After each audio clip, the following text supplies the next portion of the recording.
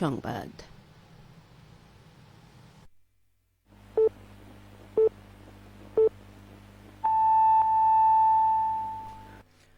আসসালামু আলাইকুম। সন্ধে ৭টা, বাংলাদেশ বেতার, রাজশাহী। স্থানীয় সংবাদ পড়ছি মাসুম আখতারুজ্জামান অনিক। পবিত্র ঈদ উল ফিতর উপলক্ষে প্রধানমন্ত্রী তারেক রহমান কর্তৃক রাজশাহী সিটি কর্পোরেশনে কর্মরত সহস্রাধিক পরিচ্ছন্নতা কর্মীর মাঝে অনুদানের চেক প্রদান করা হয়েছে। আজ সিটি কর্পোরেশনের গ্রিন প্লাজায় আয়োজিত অনুষ্ঠানে প্রধান অতিথি থেকে এই চেক বিতরণ করেন রাশিকের প্রশাসক মাহফুজুর রহমান রিটন। অনুষ্ঠানে সভাপতিত্ব করেন রাশিকের প্রধান নির্বাহী কর্মকর্তা মোহাম্মদ রেজাউল করিম। রাশিকের দেওয়া তথ্যমতে ১,২৩৭ জনের মাঝে ৫,০০০ টাকা করে মোট ৬১,৮৫,০০০ টাকা অনুদান প্রদান করা হয়। অনুদান পেয়ে পরিচ্ছন্নতা কর্মীরা বাংলাদেশ সরকারের প্রতি কৃতজ্ঞতা প্রকাশ করেছেন। নওগাঁয় প্রধানমন্ত্রী তারেক রহমানের আহ্বানে ডেঙ্গু ও চিকুনগুনিয়া প্রতিরোধে পরিষ্কার পরিচ্ছন্নতা অভিযান শুরু হয়েছে। আজ এই কর্মসূচির উদ্বোধন করেন নওগাঁ সদর আসনের সংসদ সদস্য মোহাম্মদ জাহিদুল ইসলাম ধলু।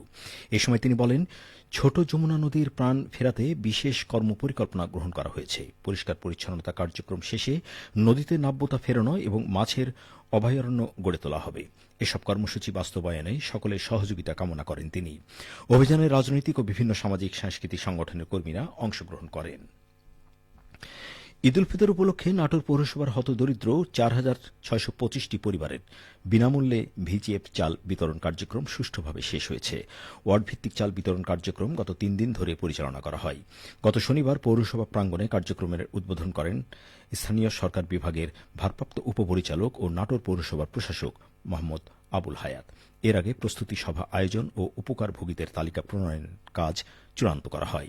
এদিকে জেলা ত্রাণ ও পুনর্বাসন কর্মকর্তা এ কে এম শাহ আলম মোল্লা জানান, জেলার ৭টি উপজেলায় ৫২টি ইউনিয়ন পর্যায়ে এবং ৮টি পৌরসভা পর্যায়ে দুর্যোগ ব্যবস্থাপনা ও ত্রাণ মন্ত্রণালয়ের প্রায় ১,২২৯ টন চাল বরাদ্দ প্রদান করেন। আজ থেকে ঈদের ছুটি শুরু।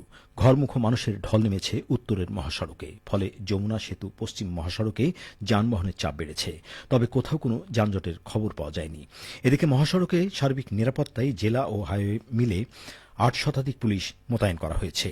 আজ ভোর থেকে যমুনা সেতুতে প্রতি ঘণ্টায় পারাপার হচ্ছে ২,০০০-এরও বেশি যানবাহন। গত ২৪ ঘণ্টায় ৩৫,০০০-এর বেশি গাড়ি পারাপারের বিপরীতে প্রায় ২,৮৪,০০,০০০ টাকা টোল আদায় হয়েছে। সিরাজগঞ্জ অতিরিক্ত পুলিশ সুপার মোহাম্মদ নাজরান রুফ বলেন, গাড়ির সংখ্যা বাড়লেও স্বাভাবিক গতিতেই গাড়িগুলো চলাচল করছে। কোথাও কোনো যানজট বা ধীরগতি নেই। হাটিকুমরুল হাইওয়ে থানার ভারপ্রাপ্ত কর্মকর্তা মোহাম্মদ ইসমাইল হোসেন বলেন, ঈদ যাত্রা নির্বিঘ্ন করতে মহাসড়কে হাইওয়ে পুলিশের প্রায় ১৫০ সদস্য নিয়মিত দায়িত্ব পালন করছে। আমাদের প্রতিজন অফিসারের কাছে রয়েছে বডি ক্যামেরা। পবিত্র ঈদ উল ফিতর উপলক্ষে রাজশাহীতে সুবিধাবঞ্চিত মানুষের ৫ টাকায় ঈদ খুশির হাট আয়োজন করেছে নারী উদ্যোক্তাদের online platform house of beauty room.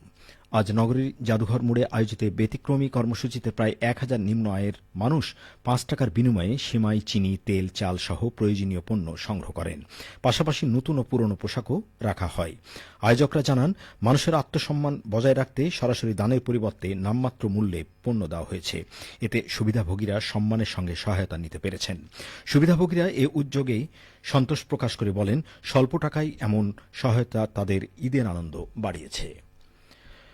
নাটোরে ৩ জন দুস্থ নারীকে সেলাই মেশিন প্রদান করা হয়েছে। হাতিয়ানন্দ ইউনিয়ন গণগ্রন্থাগার আয়োজিত ও নুরুল খাদেমা ফাউন্ডেশনের সহায়তায় নাটোর প্রেস ক্লাবে এসব সেলাই মেশিন হস্তান্তর করা হয়। অনুষ্ঠানে বক্তব্য রাখেন নাটোর প্রেস ক্লাবের সভাপতি শহীদুল হক সরকার, হাতিয়ানন্দ ইউনিয়ন গণগ্রন্থাগারের সভাপতি আব্দুল মতিন, ভিক্টোরিয়া পাবলিক লাইব্রেরির সাধারণ সম্পাদক আলতাফ হোসেন। সেলাই মেশিন প্রাপ্তরা আগামী দিনের নিজেরা স্বাবলম্বী হয়ে এলাকার অন্য দরিদ্র নারীদের স্বাবলম্বী করতে কাজ করার প্রতিশ্রুতি প্রদান করেন। সবশেষে আবহাওয়া। আজ রাজশাহীতে সর্বোচ্চ তাপমাত্রা ছিল ৩৩.৫ ডিগ্রি এবং সর্বনিম্ন ১৯.৫ ডিগ্রি সেলসিয়াস। সন্ধ্যে ৬টায় বাতাসে আপেক্ষিক আর্দ্রতার পরিমাণ ছিল ৬১%। রাজশাহী পার্শ্ববর্তী এলাকায় আগামীকাল সেহরির শেষ সময় ভোর ৪টা ৫৪ মিনিটে। সংবাদ শেষ হল।